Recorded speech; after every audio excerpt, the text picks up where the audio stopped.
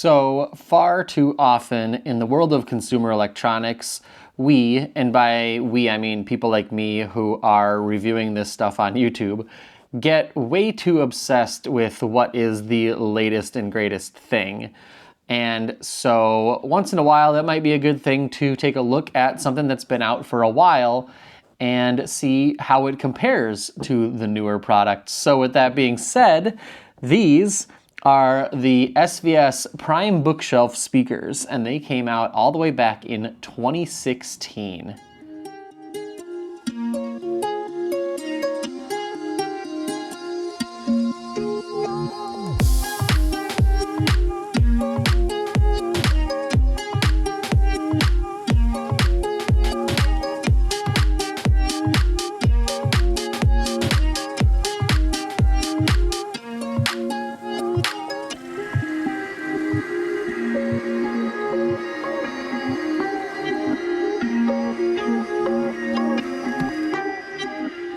The SVS Prime Bookshelf is actually a fairly compact bookshelf speaker, standing only 13¼ inches high, 8 1/16 of an inch wide, and I believe it's 10 5/16 of an inch deep, and weighing in at about 15½ pounds.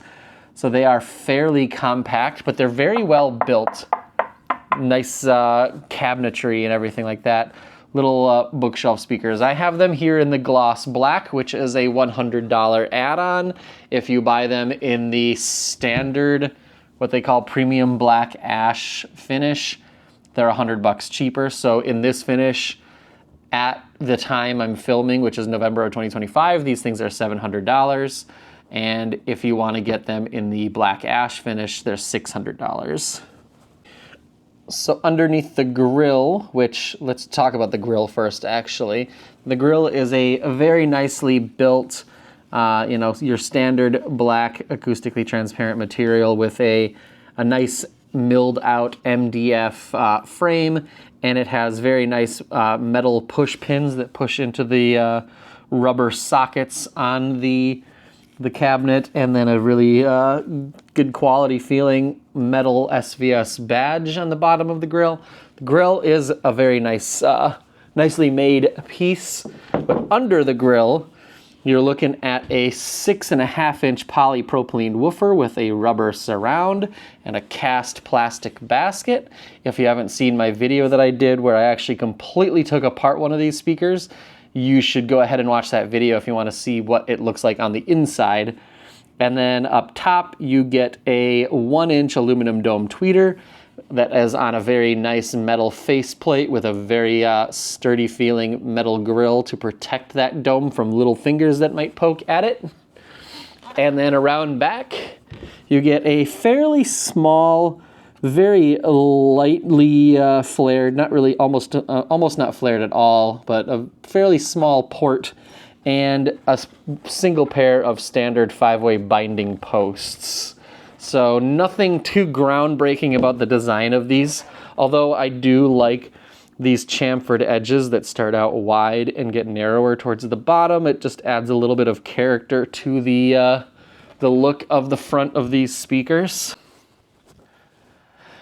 So I've been listening to the SVS Prime Bookshelf speakers here in my new house for about a month now, and for a few days I had these and the Elac DB63 and Klipsch RP600M Series 2 speakers up on the same stands with my AV receiver set, so it has front A and front B options. So I could sit there listening to the same song and I could instantly swap from front A to front B to listen for the differences between the speakers. And I have to say, these speakers, for something that came out 10 years ago, I know in the audio world 10 years isn't very much, but like I said at the beginning of the video, we often get far too obsessed with the latest and greatest thing. But these speakers, having come out 10 years ago, I am super impressed with the sound of them. I would say I actually probably prefer these over the Klipsch's and the Elacs. They are at a slightly higher price point, but I would kind of put them in the same kind of category if you're shopping for a bookshelf speaker, these could be something that you would be considering alongside the other two. But they seem to have considerably better detail, especially in the treble and upper mid-range than the Elacs. And they sound a lot more natural than the Klipsches do. The Klipsches, when you listen to those in comparison to these, they sound like they are boosted up in the like far higher upper frequencies and scooped out a little bit in the upper mid-range area, whereas these seem to just be extremely well balanced and neutral. The one thing that these speakers don't do as well as the other two bookshelves that I compared them to is bass. It makes perfect sense because of the fact that it's so much smaller of a cabinet with a fairly small port on the back, but they do not go quite as deep as especially the Elac, and not as deep as the Klipsch as well. That Elac, for the size and the price point, those things just create an incredible amount of bass for what they are.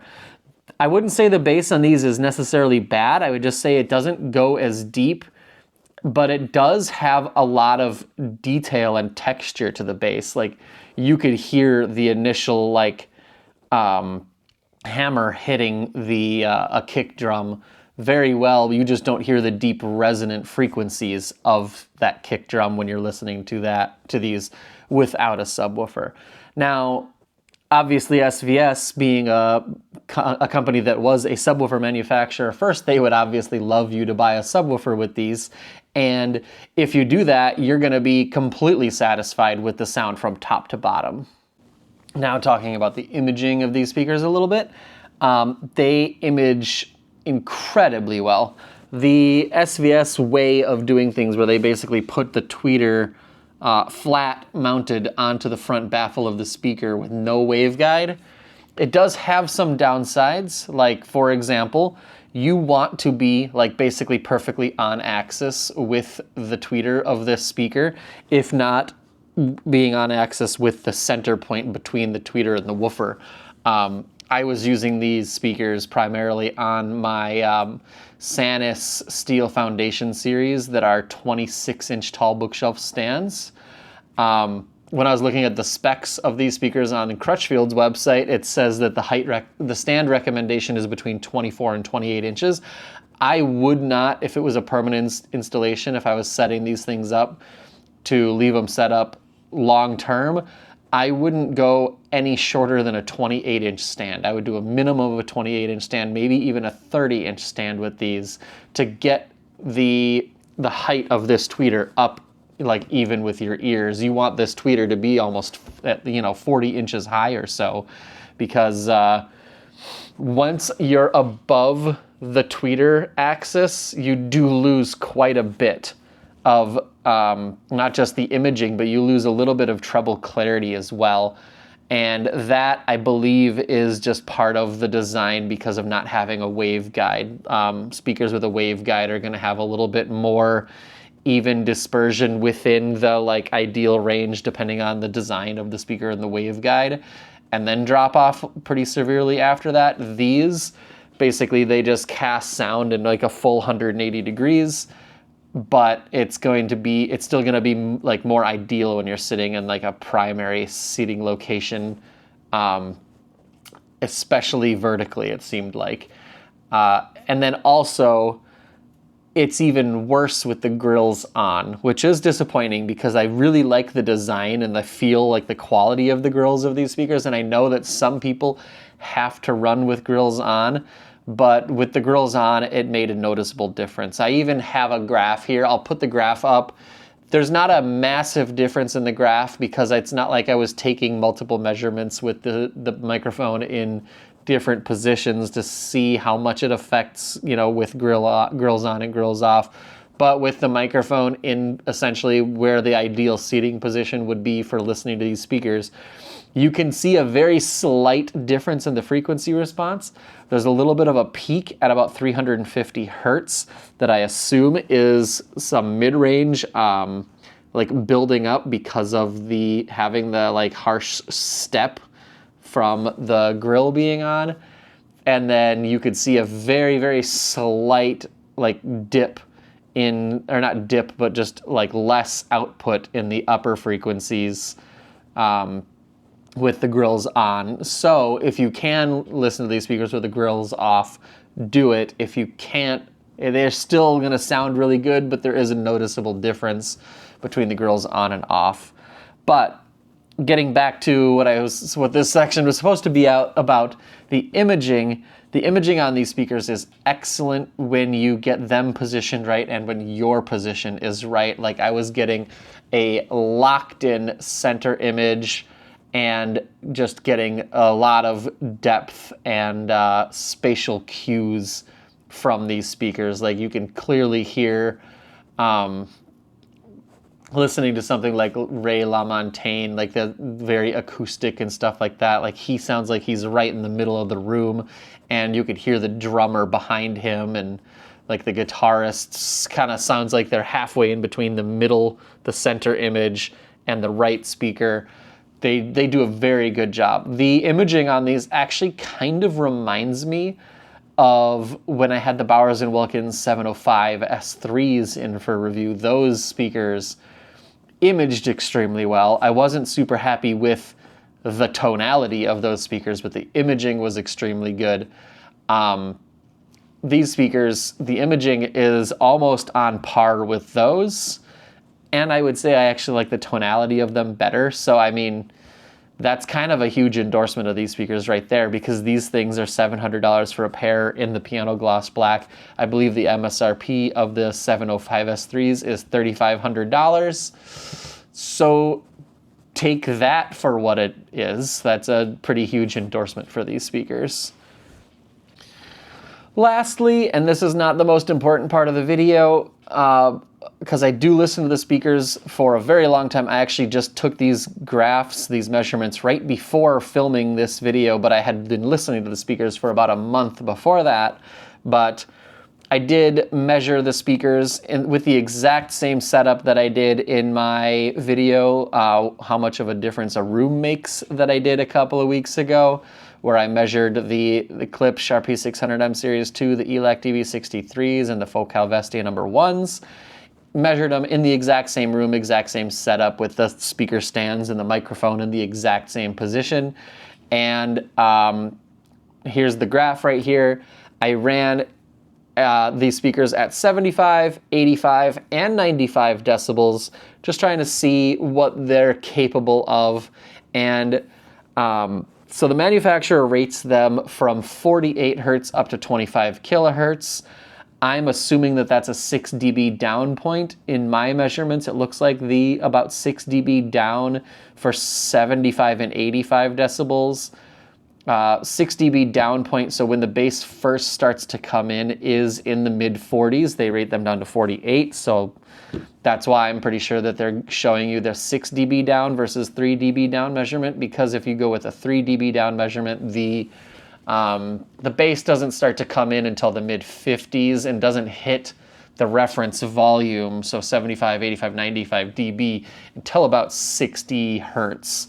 So if you want a much more accurate, measurement, I would say these speakers come in at about 60 hertz. If you're setting up a crossover with a subwoofer, that's where I would probably set these. And then they actually, other than the dip that's at around 120 to 150 hertz, which I believe is SBIR effect in this room, but other than that, they stay pretty dang neutral up until about 15,000 hertz, where they very slowly start to roll off. They're not overdoing anything, and they're not like massively, underperforming anywhere in that frequency band either.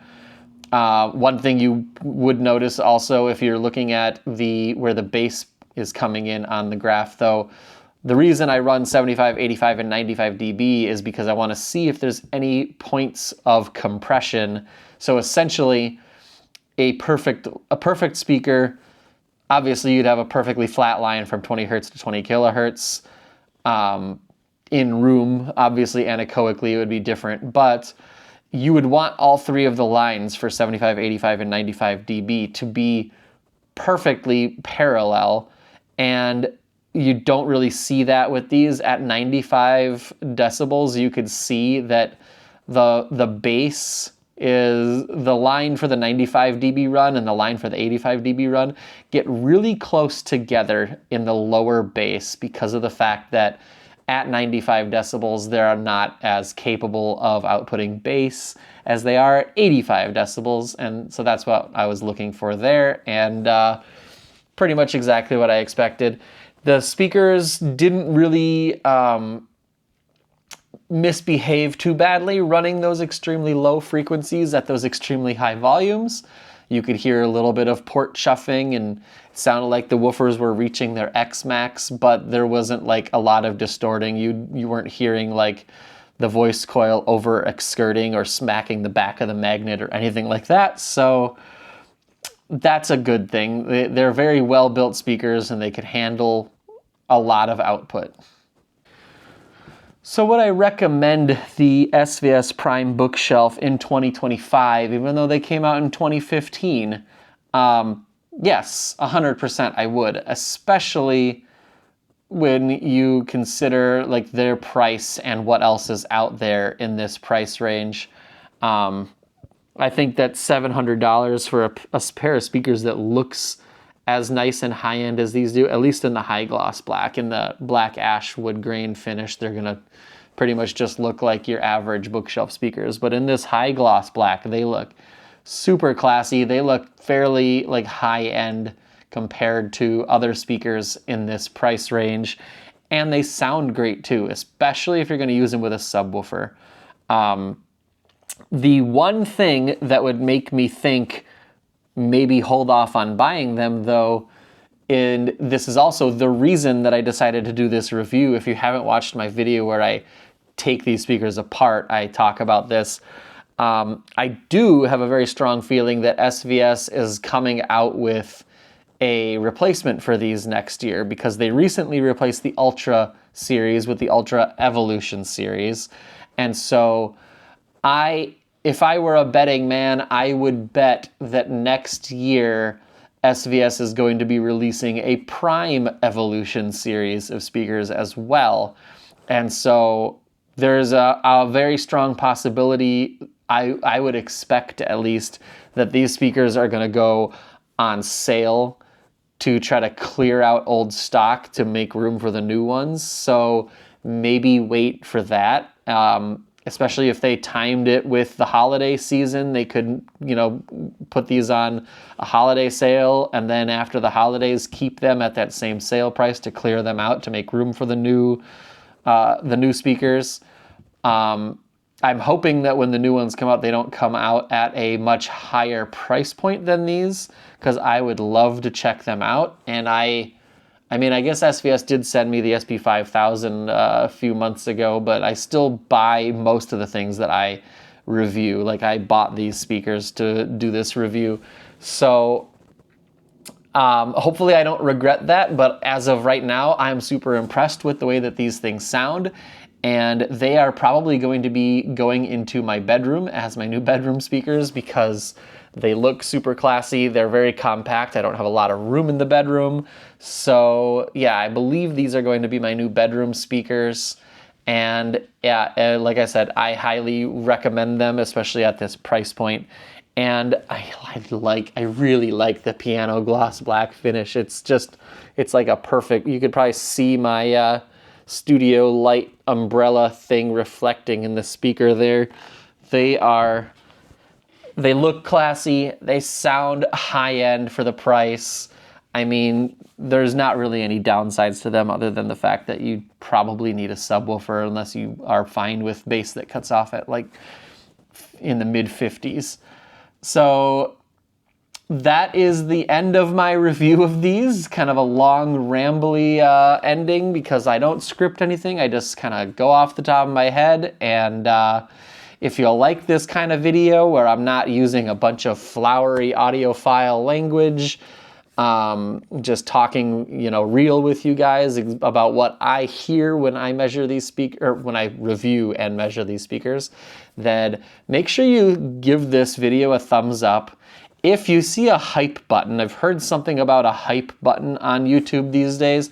I haven't personally seen it myself, which is kind of weird, but click the hype button if that shows up for you, and subscribe to the channel. Help me grow, because I want to be able to get these manufacturers to send me review samples, so I don't have to be, basically right now this YouTube channel is costing me way more money than it's making me, but it's super fun. I always have wanted to hear basically every speaker out there, and so you guys can help me do that by liking and subscribing. Thanks for watching. Bye.